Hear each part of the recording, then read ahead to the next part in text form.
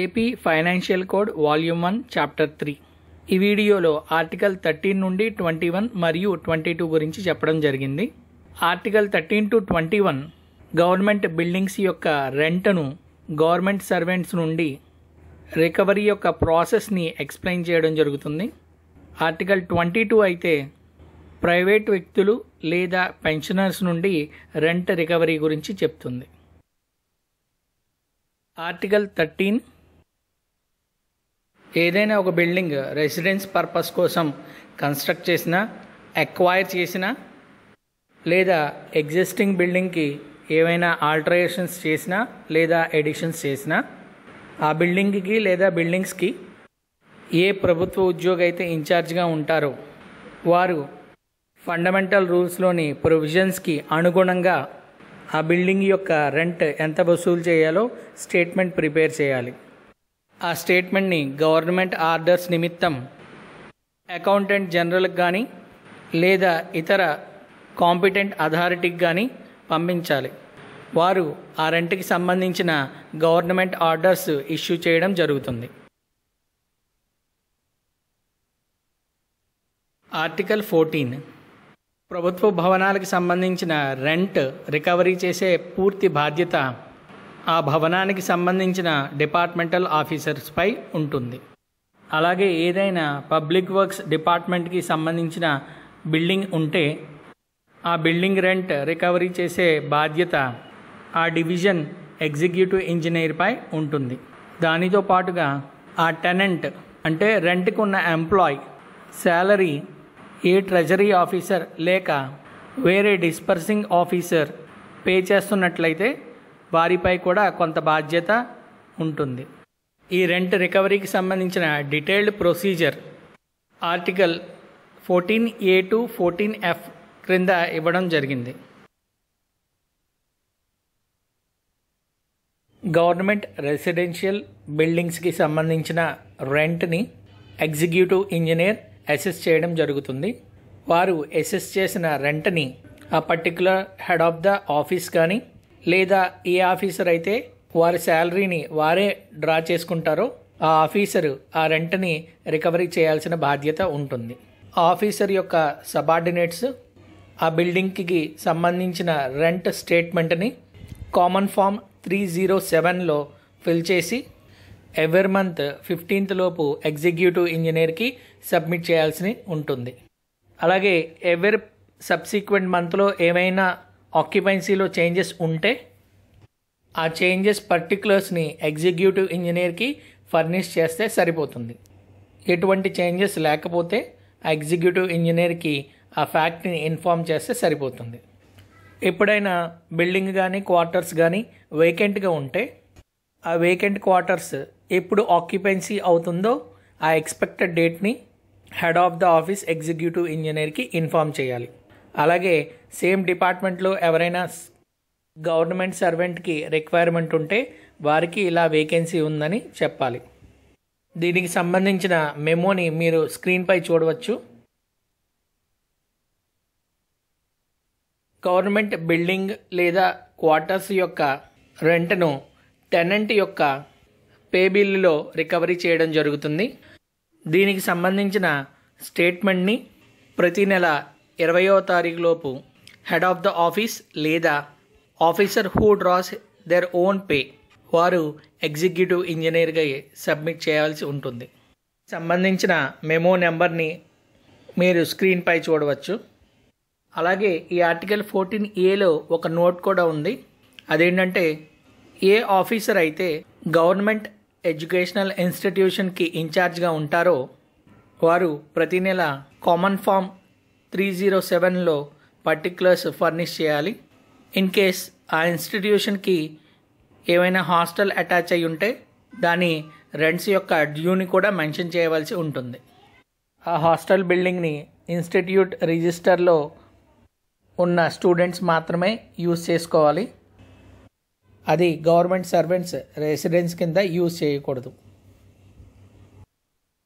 Article 14B executive engineer rents యొక్క demand స్టేట్మెంట్ని form 1లో fill చేసి triplicate అంటే 3 కాపీలు ట్రెజరీ ఆఫీసర్కి కానీ లేదా ఇతర డిస్బర్సింగ్ ఆఫీసర్కి కానీ సబ్మిట్ చేయాలి. ఆ తర్వాత ఆ ట్రెజరీ ఆఫీసర్ దానికి సంబంధించిన ఎంట్రీస్ అన్నిటినీ కాలమ్ 6లో అలాగే 3 కాపీస్ డిమాండ్ స్టేట్మెంట్లో సర్టిఫై చేయాలి. దీనికి సంబంధించిన జీవో నెంబర్ని స్క్రీన్పై చూడవచ్చు. ఆర్టికల్ 14C రెంట్ యొక్క డిమాండ్ స్టేట్మెంట్లో ఉండే వివరాలు. గవర్నమెంట్ సర్వెంట్ ఏదైనా గవర్నమెంట్ ఫర్నిచర్ని యూజ్ చేసుకున్నట్లయితే దానికి సంబంధించిన డ్యూ, లేదా ఏదైనా ఫర్నిచర్ని డ్యామేజ్ చేసినట్లయితే దానికి సంబంధించిన డ్యూ, లేదా వారికి కేటాయించిన రెసిడెన్స్ యొక్క ఇతర బాకీలు ఆ స్టేట్మెంట్లో వివరించాలి. దాంతోపాటు మొత్తం డ్యూని క్యాష్ రూపంలో చెల్లిస్తారో లేదా శాలరీ డిడక్షన్ రూపంలో చెల్లిస్తారో తెలపాలి. సాధారణంగా గవర్నమెంట్ సర్వెంట్స్ శాలరీ డిడక్షన్ రూపంలోనే ఆ డ్యూస్ని చెల్లించడం జరుగుతుంది. ఆర్టికల్ 14D ఏ టెనెంట్ అయితే ట్రెజరీ నుండి డైరెక్ట్గా పే బిల్ని డ్రా చేస్తారో సెపరేట్గా ఒక ఫామ్ని సబ్మిట్ చేయాల్సి ఉంటుంది. అలాగే ఒక ఆఫీసులో వర్క్ చేసే ప్రభుత్వ ఉద్యోగులు ఎవరైతే వారి పే బిల్ను సెపరేట్గా ట్రెజరీ నుండి డ్రా చేయడం జరుగుతుందో వారు కూడా ఆ రెంట్ యొక్క పర్టిక్యులర్స్ కన్సోలిడేట్ చేసి ఒకే ఫామ్లో సబ్మిట్ చేయాల్సి ఉంటుంది. ఈ పర్టిక్యులర్స్ అన్నీ డ్రాయింగ్ ఆఫీసర్ ఎగ్జిక్యూటివ్ ఇంజనీర్కి సబ్మిట్ చేయాలి. ఆర్టికల్ 14E ట్రెజరీ ఆఫీసర్ ఇచ్చిన రెంట్స్ డిమాండ్ స్టేట్మెంట్ని గవర్నమెంట్ సర్వెంట్స్కి చేసే నెక్స్ట్ పే బిల్లో డ్రా చేయడం జరుగుతుంది. దానికి సంబంధించిన పర్టికులర్స్ ఫామ్ 6లోను అలాగే 3 కాపీస్ ఆఫ్ డిమాండ్ స్టేట్మెంట్లోనూ రికార్డ్ చేయాలి. ఇది 14Bలో తెలుసుకున్నాం. అయితే ఇక్కడ మరికొన్ని పర్టికులర్స్ ఇవ్వడం జరిగింది. టెనెంట్ యాక్చువల్గా డ్రా చేసిన అమోల్యుమెంట్స్కి ఎగ్జిక్యూటివ్ ఇంజనీర్ కాలమ్ 3లో ఎంటర్ చేసిన వాటికి భిన్నంగా ఉంటాయి. టెనెంట్ ఏమైనా ఎరేర్స్ డ్రా చేసినట్లయితే వాటి డీటెయిల్స్ అలాగే ఏ పీరియడ్కి డ్రా చేశారో వివరించాలి. రెంట్ డిడక్ట్ చేసిన బిల్ నెంబర్ మెన్షన్ చేయాలి. ఇన్ కేస్ కాలమ్ 4లో మెన్షన్ చేసిన రెంట్ మొత్తం రికవరీ చేయకపోతే దానికి సంబంధించిన reasons పొందుపరచాలి.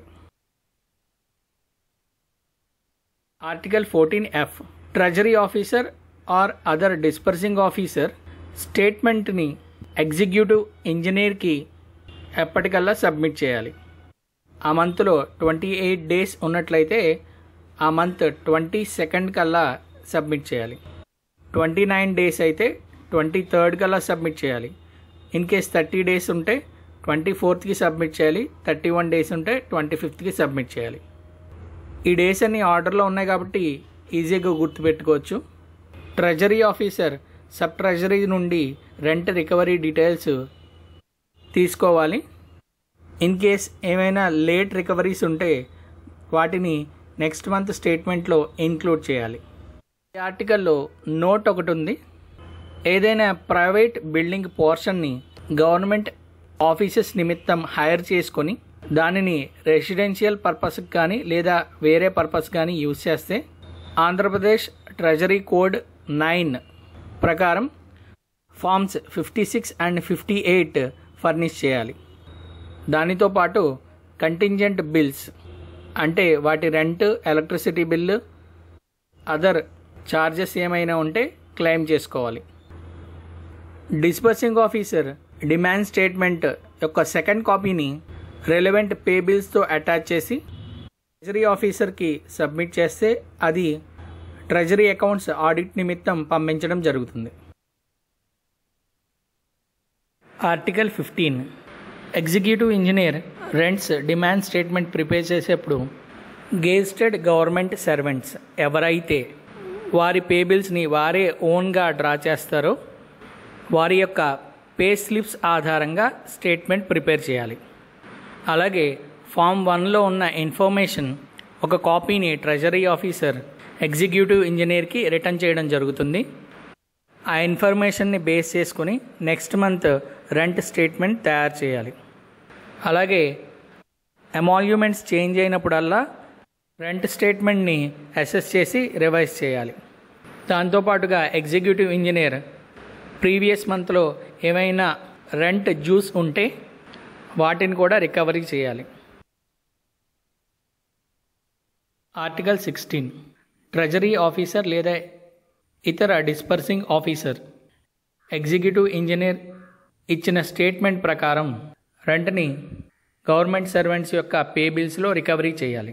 Executive engineer monthly demand స్టేట్మెంట్ని ట్రెజరీ ఆఫీసర్కి పంపించినా పంపించకపోయినా రెంట్స్కి సంబంధించిన ఫర్దర్ ఇన్స్ట్రక్షన్స్ అంటే రెంట్స్లో ఏమైనా చేంజెస్ ఉంటే దానికి సంబంధించిన ఇన్స్ట్రక్షన్స్ ఇచ్చే వరకు కూడా ఎగ్జిక్యూటివ్ ఇంజనీర్ ఇచ్చిన రెంట్ స్టేట్మెంట్ని బేస్ చేసుకొని ఎవ్రీ మంత్ పే బిల్స్లో రికవరీ చేయవలసి ఉంటుంది.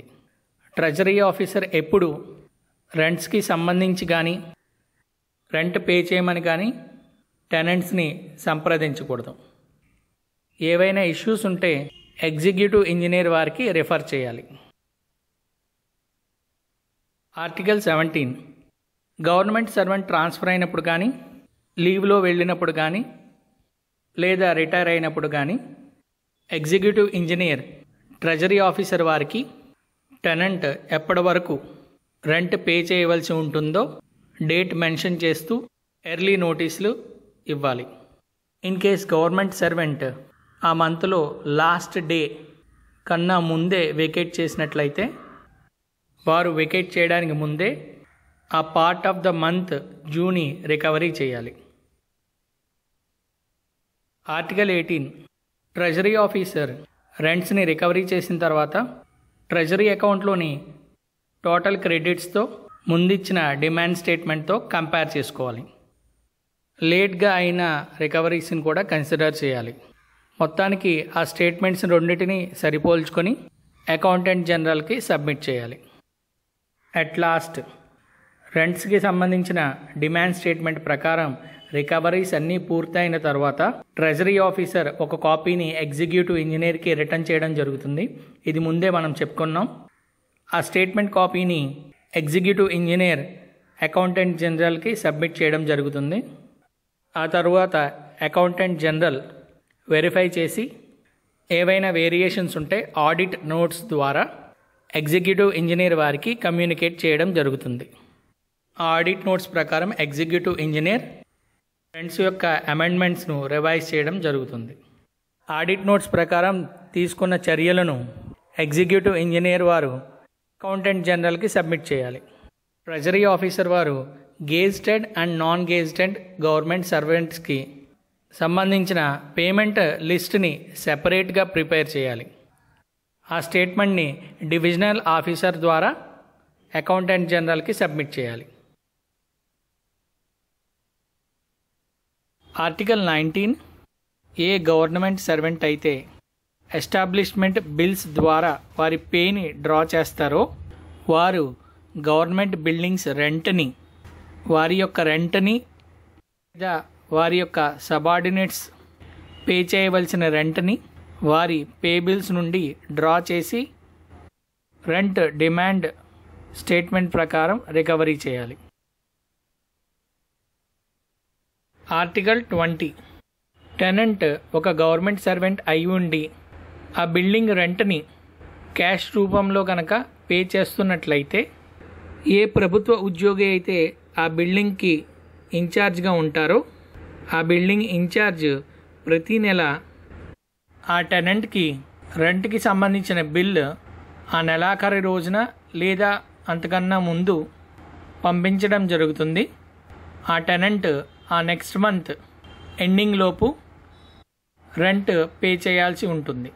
ఫర్ ఎగ్జాంపుల్ సెప్టెంబర్ మంత్కి సంబంధించిన రెంట్ బిల్ని ముందు నెల అంటే ఆగస్టు 31 లోపు టెనెంట్కి ఇవ్వాలి.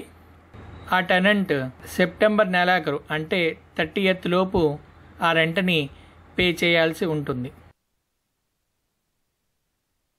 ఆర్టికల్ 21 టెనెంట్ బిల్డింగ్ రెంట్ని రివైజ్ చేయమని చెప్పి ఎగ్జిక్యూటివ్ ఇంజనీర్కి రిక్వెస్ట్ చేసినట్లయితే ఆ ఎగ్జిక్యూటివ్ ఇంజనీర్ అసెస్ చేసి ఆ రెంట్ని రివైజ్ చేసి ఆర్డర్స్ పాస్ చేయడం జరుగుతుంది. అయితే ఆ ఆర్డర్స్ పాస్ చేసే వరకు కూడా పాత రెంట్ని ఆ టెనెంట్ పే చేయవలసి ఉంటుంది. వన్స్ ఆ ఆర్డర్స్ ఇష్యూ అయిన తర్వాత ఆల్రెడీ పే చేసిన రెంట్లో ఏమైనా డిఫరెన్సెస్ ఉంటే అవి సబ్సీక్వెంట్ మంత్స్లో అడ్జస్ట్ చేయడం జరుగుతుంది.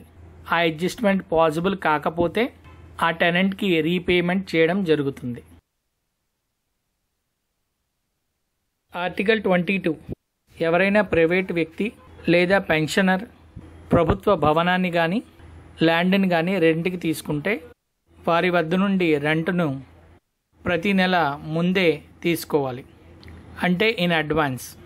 ఇన్ కేస్ పెన్షనర్ వారి రెంట్ను వారికి వచ్చే పెన్షన్లో రికవరీ చేసుకోమని కోరుకుంటే పెన్షనర్ ఎగ్జిక్యూటివ్ ఇంజనీర్ వారి ద్వారా వారి రిక్వెస్ట్ లెటర్ను ట్రెజరీ ఆఫీసర్కి సబ్మిట్ చేయవలసి ఉంటుంది. అలాగే రెంట్ డిమాండ్ స్టేట్మెంట్లో ఆ పెన్షనర్ రెంట్ని ఇంక్లూడ్ చేయడం జరుగుతుంది.